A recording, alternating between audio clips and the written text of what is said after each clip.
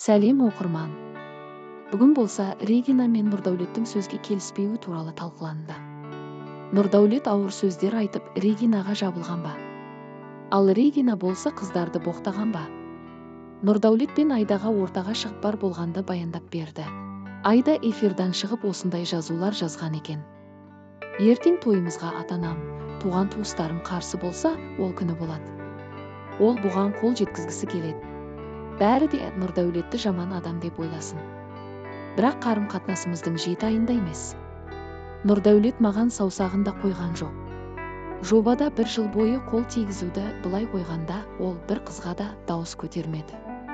Неліктен жобадағы басқа қыздарда мұндай проблемалар болмайды? Өйткені олардың өздері бұған жол бермейді. Мен бір нәрсе айтайын. Біріншіден, ол мені балағаттай бастады. Және ол бір нәрсені айта бастады. Мұны білсең, Нұрдәулеттің айтқаны дұрыс деп айтарсың. Ол мақалаға сәйкес жауап береді. Сонда да мен үндемедім. Ал ол ұрғана бастағанда, мен енді Нұрдәулеттен өзімді тежей алмадым. Кез келген қыз осылай жасайды. Оның қолындағы сызаттарды мен жасадым. Оның лас, сүзгісіз ауыз үшін мен ешкімге тиіспеймін және жанжалды бірінші бастаған мен емеспін. Егер олар маған және менің жақындарыма тиісе бастаса, мен бір орында отыра алмаймын, деді Айда. Ал кеше ғана қыздардың Instagram желісінде Айда мен Регина сол болған оқиғаға қатысты өз пікірлерін жазып кеткен болатын.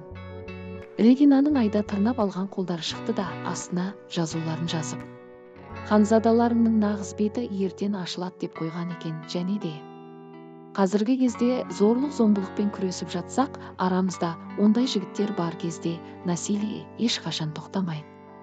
Өкінішті, юбка киетін жігіттер көбейіп баратыр, сұмдық-ай дейді жазбаларында Регина. Ал Айда болса суретінің астына: иә, бүгін біреу біздің көптен күткен бақытты күнімізді құртпақ болды, бірақ не болды? Ал ертең тырысатынына сенімдімін. Іске сәт дегені бар. Ал сол оқиға болғанын қысқаша айта кетейін. Кеше Джулия жастарды қолдап және де Нұрдәулетті ханзада сайысынан бастап қатты қолдаған еді. Кеше сол ұсыныс болғанда да жылап қалған еді. Соның бәрін сәйкестіріп Регина Джулияға жылап отырған кезде: Нұрдәулетті ұнатып жүрсің ғой, тартып аласың ба Айдадан деген сияқты сөздер айтқан екен. Айда сол кезде Регинаға аузынды жап деп оршалап айтқан екен. Регина да қарап тұрмай, боқ ауыз сөздерімен қыздардың ауыздарын жаптырған екен. Оны көрген Нұрдәулет Айданы қорғаштап Регинаға жақындап, неге олай сөйлейсің деп қызға қарсы шыққан. Оны Регина Нұрдәулет келіп ұрайын деп жатыр деп түсінгені бар. Кімдікі дұрыс, кімдікі бұрыс. Ал енді әдеттегідей көрермен пікірі.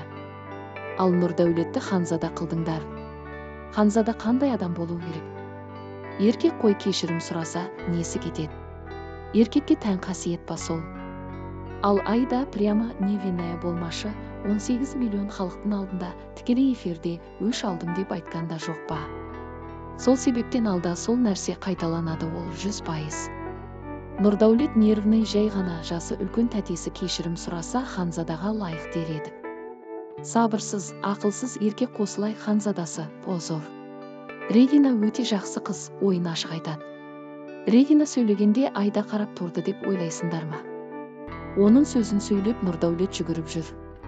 Екі қыздың ортасында өте ұят екен. Нұрдәулет өте ұят болған ер азамат деген атым бар емес па?